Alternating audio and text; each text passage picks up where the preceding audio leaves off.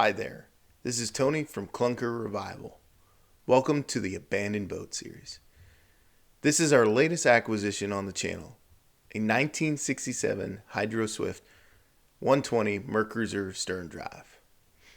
This series will be about getting this abandoned boat lake-worthy again. Safe enough so the entire family can use. Safe enough so someone can take on a long trip.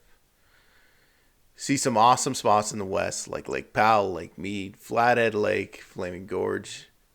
We hope someday to develop another YouTube channel and document those kinds of trips.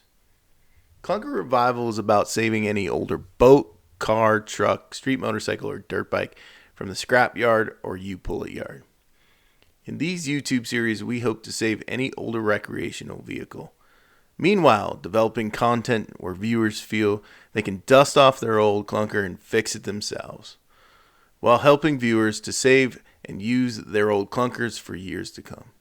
Our approach is to research and diagnose inexpensive ways to save these clunkers, while developing awesome and expensive content and swag along the way.